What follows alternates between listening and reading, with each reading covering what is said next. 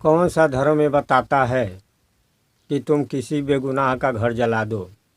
कौन सा पंथ ये बताता है कि तुम भीड़ पर पाथर मारो? कौन से भगवान ये कहते हैं कि तुम बेगुनाहों का खून करो? क्या इस बात पर हम कभी विचार करते हैं कि हम जिसके घर जलाते हैं, जिसको पाथर मारते हैं, जिसकी दुकान लूटते हैं, उसका परिणाम क्या होगा? कौन मरे कितने मरे जाकर उनकी चीख सुनो, दंगा फैलाने वाले ना पाओगे नरक में भीख सुनो। कभी उनके चीख को हमने सुना?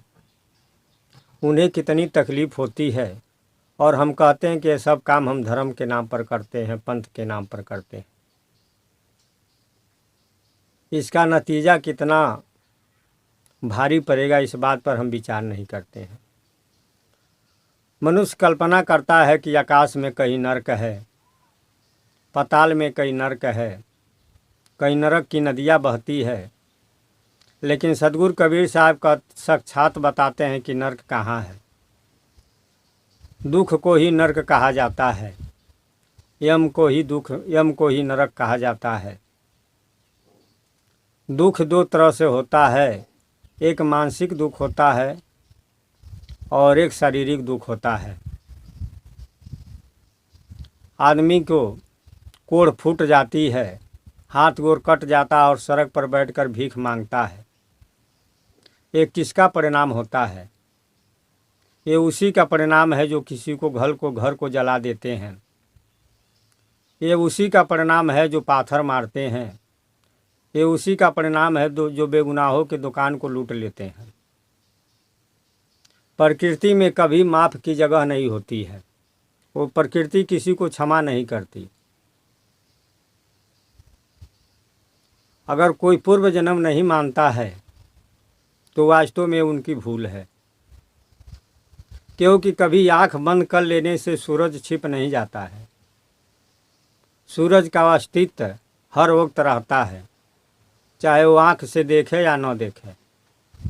इसी तरह सत्य हर वक्त रहता है, चाहे उस बात को कोई माने या न माने। अगर आप पूर्व जन्म नहीं मानते हैं, आपका पंथ नहीं मानता है, तो इसका मतलब ये नहीं कि पूर्व जन्म नहीं होगा। सदगुरु कबीर साहब पूर्व जन्म मानते हैं। कहते हैं बकरी मुर्गी कीना छेवा, अगले बार वो अवसर लेवा। जोड़ जूड़ के ताप से भूख विदा हो जाए, पूर्व जन्म के पाप से हरि कथा न सुहाय। और ये अधिकतर विद्वानों ने इस बात को माना है। कोई अगर ये कहे कि विज्ञान जो है वो पूर्व जन्म नहीं मानता है, तो विज्ञान के कहने से ये मान लिया नहीं जाएगा कि पूर्व जन्म नहीं होता है। विज्ञान जो है वो भौतिक चीज़ को चाहे कितना भी खोज कर ले, लेकिन अध्यात्म में वो ठीक खोज नहीं कर पाया। विज्ञान ये कहता है कि मनुष्य जो है वो बंदर पहले था और उसके बाद मनुष्य हुआ। ये बात तो कहीं प्रत्यक्ष नहीं दिखाई देता।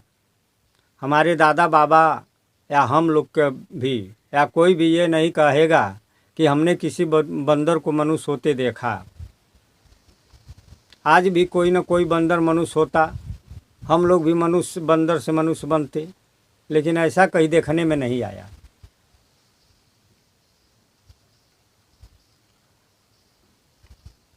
अब कुछ लोग ये मानते हैं कि आत्मा यही जन्म लेता और यही समाप्त हो जाता है। अगर ऐसा होता तो भजन भक्ति करने की ज़रूरत क्या थी? जो जबर रहता वो जबर रहता। लेकिन ज़रूरत इसीलिए है कि मनुष्य का ये जीव जो है वो अमर है, अविनाशी है, अनेक जन्म को धारण करता है और पूर्व जन्म के ही देन है। कोई जन्म से गूंगा होता है, बहरा होता है, बुद्धहीन होता है, और कोई विद्वान होता है, कोई ज्ञानी होता है। अब आप कहेंगे कि जब ये 84 में से सीधे मनुष्य हुआ तो ये पाप कब किया कि जो बुद्धहीन हुआ, विवेकहीन हुआ, विकलांग हुआ? तो विद्वान इस बात को मानते हैं कि मनुष्य का 7 जन्म मनुष्य में मिलता है और 7 जन्म अवसर पाने के बाद अगर लायक काम नहीं करता है तो 84 में जाता है, अच्छा काम करता है तो मोक्ष हो जाता है। इसलिए पूर्व जन्म माना जाता है। लेकिन अब भगवान के नाम पर, धर्म के नाम पर, पंथ के नाम पर और समाज में, देश में दंगा फैलाते हैं, तो इसका नतीजा, हम लोग जब बचपन में थे तो एक किताब निकली थी माटी का महक। उसमें कविता लिखा गया था कि ये भैया अब ऐसन भैली, पहले हम घर लावत रहली। जब नाच का कॉमेडियन जो था वो अपने हाथ में कोढ़ी बनकर, सिंदूर लगाकर कोढ़ी बनकर आता था और हाथ टेढ़े किया हुआ मंच पर यही कविता कहता था कि ये भैया अब ऐसन भैली, पहले हम घर लावत रहली। सुखुआ केनी घर जरा के खदरे में बिरहा गावत रहली। आइए भैया ऐसन भैली, पहले हम घर लावत रहली। तो इससे प्रत्यक्ष था कि वास्तव में जो दूसरे का घर जराता है, जो बेगुनाहों पर पत्थर मारता है, जो दूसरे की गाड़ियाँ तोड़ता है, बेगुनाहों को दुकान लूटता है, उसे कोड़ फूटती है। ये हमारे विद्वानों ने बताया। अब हम किसी देवी देवता, किसी भगवान परमात्मा के हम भक्त हैं, पुजारी हैं, और हम ये सोचे कि समाज में दंगा फैलाकर, किसी का घर जराकर और हम उनके भक्ति, हम उन्हें खुश करके मुक्ति पा जाएंगे, तो ये हमारी भूल है। शिव का चेला रावण था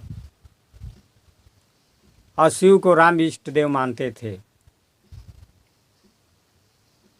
रावण ने 10 बार अपनी मूड़ी चढ़ाया, गर्दन काट कर चढ़ाया था शिव को, और राम ने गर्दन नहीं अपना काटे। लेकिन राम का उत्तम व्यवहार था, वो किसी को घर नहीं जलाते थे, किसी साधु संतों पे जुल्म नहीं करते थे, किसी बेगुनाह को पाथर नहीं मारते थे। फिर भी शिव उन पर खुश थे, और शिव का ही चेला रावण था जो 10 बार अपना गर्दन चढ़ाया था। लेकिन उसी शिव के कृपा से भगवान राम ने पुल बांधकर और लंका पर चढ़ाई की, जो पुल बांधने में शिव जी सहयोग किए और लंका का विनाश हुआ। तो भगवान सर चढ़ाने से या किसी को पत्थर मारने से कभी खुश नहीं रहते हैं, खुश अच्छा बर्ताव से होते हैं। तो इस बात को हम जान ले कि हम धोखे में न पड़े। हमें आपस में अब दंगा कौन कराता है, ये मैं न किसी जात न किसी समूह की बात करूँगा। जो भी फैलाता है, चाहे नेता फैलाते हो या चाहे कोई किसी धर्म के लोग फैलाते हैं, क्योंकि मरते हैं बेगुनाह, पाथर बेगुनाह खाते हैं, तो जो भी करता होगा, लेकिन उनकी सज़ा यही है जो हमारे इतिहासकारों ने बताया, और इस बात को हम झुठला नहीं सकते हैं। कबीर साहब अपनी बात साफ कहते हैं, वो साफ साफ बात को रखते हैं और कहते हैं कि आदमी को अपना चरित्र सुधारना चाहिए। प्रेम से मजहब और मिशन का प्रचार होता है, प्रेम देखकर ही आदमी का जुड़ाव होता है, या दंगा करने से नहीं होता है। अब ये बात भले कड़वा लगे, लेकिन सत्य बात है। कबीर साहब बात भले कम लोग देखते थे, कम लोग सुनते थे, लेकिन आज जैसे समय बढ़ता है, समय बीतता है, वैसे उनको जानने वाले लोग हैं। और वास्तव में अगर हम कबीर के ज्ञान को समझ ले तो ऐसा दंगा नहीं होगा, क्योंकि दंगा तो धोखे में होता है, झूठ पे होता है। सत्य में दंगा नहीं है। सत्य में तो एक दूसरे का सहयोग किया जाता है। पर हित सरिस धर्म नहीं भाई, पर पीरा सम नहीं अधमाई। जिसमें दूसरे का हित हो वही धर्म है, और जिसमें दूसरे का दुख दिया जाए वही अधर्म है, और यही सत्य है। कभी किसी का सहयोग करके देखो, किसी के गले लगा कर देखो, किसी के त्यौहार में खुशी मना कर देखो, किसी गिरे हुए को उठा कर देखो, तब देखो कि कितना आनंद अपने अंदर आता है। कोई तलवार के धार पर पाथर चलाकर घर फूंक कर और चाहे कि हम भगवान को खुश खुश कर लें, अगर हम ये समझते हैं कि हम किसी एक मजहब और एक पंथ को पूरे विश्व में एक ही पंथ और एक ही मिशन कायम कर देंगे, तो पहले तो हो नहीं सकता है, और हो गया तो क्या इससे शांति होगी? ये पक्का भी नहीं है, क्योंकि यहाँ तो जात जात में व्यक्ति लड़ता है, भाई भाई में लड़ता है, और इसका प्रमाण भी है कि ऐसा होता है। तो इसलिए किसी भी धर्म के लोग हो, किसी भी जात के लोग हो, किसी को मानने वाले लोग हो, सबकी अपनी अपनी पूजा का अलग अलग क्रिया है। तो हम सबके पूजा पाठ से खुश रहें, जिसमें भाईचारा कायम रहे, और इस बात को विचार करें, तभी ये सुख होगा। साहेब बन गए।